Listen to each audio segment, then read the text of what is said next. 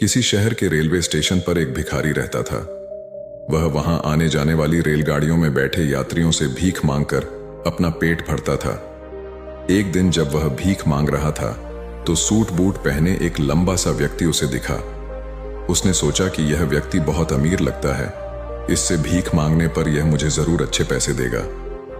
वह उस लंबे व्यक्ति से भीख मांगने लगा। भिखारी को देखकर उस लंबे व्यक्ति ने कहा, तुम हमेशा मांगते ही हो, क्या कभी किसी को कुछ देते भी हो? भिखारी बोला, साहब मैं तो भिखारी हूं, हमेशा लोगों से मांगता ही रहता हूं, मेरी इतनी औकात कहां कि किसी को कुछ दे सकूं। लंबा व्यक्ति बोला, जब किसी को कुछ दे नहीं सकते तो तुम्हें मांगने का भी कोई हक नहीं है।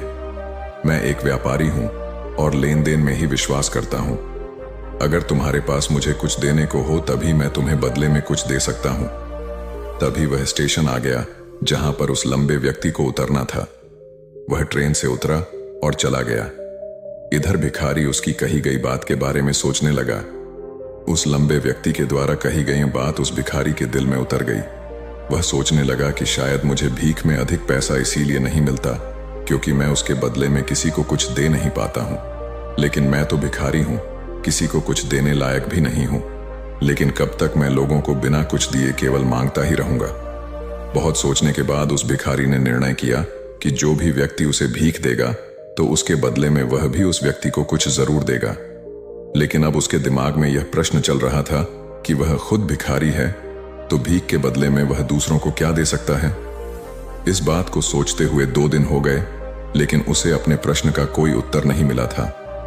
तीसरे दिन जब वह स्टेशन के पास बैठा हुआ था तभी उसकी नजर कुछ फूलों पर पड़ी जो स्टेशन के आसपास के पौधों पर खिल रहे थे। उसने सोचा, क्यों ना मैं लोगों को भीख के बदले कुछ फूल दे दिया करूं। उसको अपना यह विचार अच्छा लगा और उसने वहां से कुछ फूल तोड़ लिए। अब वह ट्रेन में भीख मांगने पहुंचा। अब जब भी कोई उसे भीख देता तो उसके बदले में वह भीख देने वाले को कुछ फूल दे देता। उन फूलों को लोग खुश होकर अपने पास रख लेते थे। अब भिखारी रोज फूल तोड़ता और भीख के बदले में उन फूलों को लोगों में बांट देता था। कुछ ही दिनों में उसने महसूस किया कि अब उसे बहुत अधिक लोग भीख देने लगे हैं। वह स्टेशन के पास के सभी फूलों को तोड़ लाता था। जब तक उसके पास फूल रहते थे तब तक उसे बहुत से लोग भीख देते थे। लेकिन जब फूल बांटते बांटते खत्म हो जाते तो उसे भीख भी नहीं मिलती थी। अब रोज ऐसा ही चलता रहा। एक दिन जब वह भीख मांग रहा था तो उसने देखा कि वही लंबा व्यक्ति ट्रेन में बैठा है जिसकी वजह से उसे भीख के बदले फूल देने की प्रेरणा मिली थी। वह तुरंत उस व्यक्ति के पास पहुंच गया और भीख मांगते हुए बोला, आज मेरे पास आपको देने के लिए कुछ फूल हैं। आप मुझे भीख दीजिए तो बदले में मैं आपको कुछ फूल दूंगा। उस लंबे व्यक्ति ने उसे भीख के रूप में कुछ पैसे दे दिए और भिखारी ने कुछ फूल उसे दे दिए। उस लंबे व्यक्ति को यह बात बहुत पसंद आई। वह बोला, वाह क्या बात है, आज तुम भी मेरी तरह एक व्यापारी बन गए हो। इतना कहकर फूल लेकर वह लंबा व्यक्ति अपने स्टेशन पर उतर गया। लेकिन उस लंबे व्यक्ति द्वारा कही गई बात एक बार फिर से उस भिखारी के दिल में उतर गई। वह बार बार उस लंबे व्यक्ति के द्वारा कही गई लाइन के बारे में सोचने लगा और बहुत खुश होने लगा। उसकी आंखें अब चमकने लगीं। उसे लगने लगा कि अब उसके हाथ सफलता की वह चाबी लग गई है जिसके द्वारा वह अपने जीवन को बदल सकता है। वह तुरंत ट्रेन से नीचे उतरा और उत्साहित होकर बहुत तेज आवाज में ऊपर आसमान की तरफ देखकर बोला, मैं भिखारी नहीं हूं, मैं तो एक व्यापारी हूं। मैं भी उस लंबे व्यक्ति जैसा बन सकता हूं, मैं भी अमीर बन सकता हूं। लोगों ने उसे देखा तो सोचा कि शायद यह भिखारी पागल हो गया है और अगले दिन से वह भिखारी उस स्टेशन पर फिर कभी नहीं दिखा। लेकिन 6 महीने बाद इसी स्टेशन पर 2 व्यक्ति सूट बूट पहने हुए यात्रा कर रहे थे। दोनों ने एक दूसरे को देखा तो उनमें से एक ने दूसरे से हाथ मिलाया और कहा, क्या आपने मुझे पहचाना? दूसरा व्यक्ति बोला, नहीं, क्योंकि मेरे हिसाब से हम लोग पहली बार मिल रहे हैं। पहला व्यक्ति बोला, नहीं, आप याद कीजिए, हम पहली बार नहीं बल्कि तीसरी बार मिल रहे हैं। दूसरा व्यक्ति बोला, मुझे याद नहीं, वैसे हम पहले 2 बार कब मिले थे? अब पहला व्यक्ति मुस्कुराया और बोला, हम पहले भी 2 बार इसी ट्रेन में मिले थे। मैं वही भिखारी हूं जिसको आपने पहली मुलाकात में बताया कि मुझे जीवन में क्या करना चाहिए और दूसरी मुलाकात में बताया कि मैं वास्तव में कौन हूं। दूसरा व्यक्ति मुस्कुराया और अचंभित होते हुए बोला, ओह, याद आया, तुम वही भिखारी हो जिसे मैंने एक बार भीख देने से मना कर दिया था और दूसरी बार मैंने तुमसे कुछ फूल खरीदे थे। लेकिन आज तुम ये सूट बूट में कहाँ जा रहे हो और आजकल क्या कर रहे हो? तब पहला व्यक्ति बोला, हाँ, मैं वही भिखारी हूं, लेकिन आज मैं फूलों का एक बहुत बड़ा व्यापारी हूं और इसी व्यापार के काम से ही दूसरे शहर जा रहा हूं। कुछ देर रुकने के बाद वह फिर बोला, आपने मुझे पहली मुलाकात में प्रकृति का वह नियम बताया था जिसके अनुसार हमें तभी कुछ मिलता है जब हम कुछ देते हैं। लेन देन का यह नियम वास्तव में काम करता है। मैंने यह बहुत अच्छी तरह महसूस किया है, लेकिन मैं खुद को हमेशा भिखारी ही समझता रहा। इससे ऊपर उठकर मैंने कभी सोचा ही नहीं। और जब आपसे मेरी दूसरी मुलाकात हुई तब आपने मुझे बताया कि मैं एक व्यापारी बन चुका हूं। अब मैं समझ चुका था कि मैं वास्तव में एक भिखारी नहीं बल्कि व्यापारी बन चुका हूं। मैंने समझ लिया था कि लोग मुझे इतनी भीख क्यों दे रहे हैं, क्योंकि वह मुझे भीख नहीं दे रहे थे बल्कि उन फूलों का मूल्य चुका रहे थे।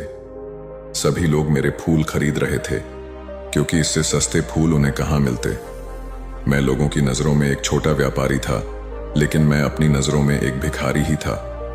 आपके बताने पर मुझे समझ आ गया कि मैं एक छोटा व्यापारी हूं।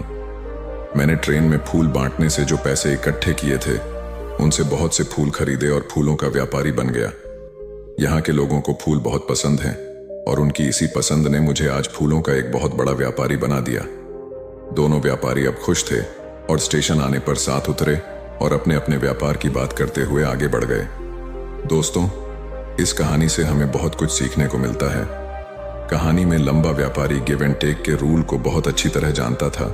दुनिया के सभी बड़े व्यापारी इसी लाइफ रूल का यूज करके बड़े व्यापारी बन पाए हैं। इस फॉर्मूले को उसने भिखारी को भी बताया। भिखारी ने इस नेचुरल रूल को अपना लिया और इसका असर उसके जीवन में साफ दिखाई भी देने लगा। वह जान चुका था कि उसे क्या करना चाहिए, लेकिन अपनी छोटी सोच के कारण वह खुद को भिखारी मानता रहा। वह स्वयं को ही नहीं पहचान पाया। वह अपने आत्मसम्मान को नहीं जगा पाया, जिसकी वजह से वह अपनी थिंकिंग भी नहीं बदल पाया। यह कहानी हमें बताती है कि हम यदि अपनी सोच बदल लें तो उससे कुछ भी हासिल किया जा सकता है। यदि हम खुद को छोटा समझते रहेंगे तो हम हमेशा छोटे ही बने रहेंगे। बड़ा बनने के लिए हमें अपने विचारों को बदलना होगा। हमें खुद के बारे में बड़ा सोचना होगा, तभी हम बड़े बन पाएंगे। कहानी में भी भिखारी खुद को भिखारी ही समझता रहा और भिखारी ही बना रहा, लेकिन जब उसे पता चला कि वह तो एक व्यापारी है तो उसने अपना विचार बदला। अपने बारे में विचार बदलने से उसका जीवन भी बदल गया। उस लंबे व्यक्ति ने तो केवल उसका आत्मसम्मान जगा दिया था और वह इसी कारण आज भिखारी से एक बहुत बड़ा व्यापारी बन पाया था। उस लंबे व्यक्ति की बातों से उस भिखारी के जीवन में बहुत बड़ा बदलाव आया। वास्तव में उस भिखारी का सेल्फ रिस्पेक्ट जाग गया था, और सेल्फ रिस्पेक्ट और कुछ नहीं बल्कि हमारी खुद के बारे में सोच होती है।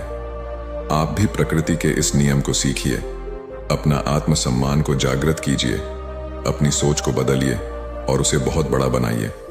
ऐसा करके तो देखिए, आप पाएंगे कि आपका जीवन बदल चुका है तथा आप एक पहाड़ पर सबसे ऊपर खड़े हैं और पहाड़ का नाम है सफलता। दोस्तों, आज की यह मोटिवेशनल वीडियो आपको कैसी लगी कमेंट में जरूर बताएं और अपने दोस्तों के साथ शेयर जरूर करें। धन्यवाद।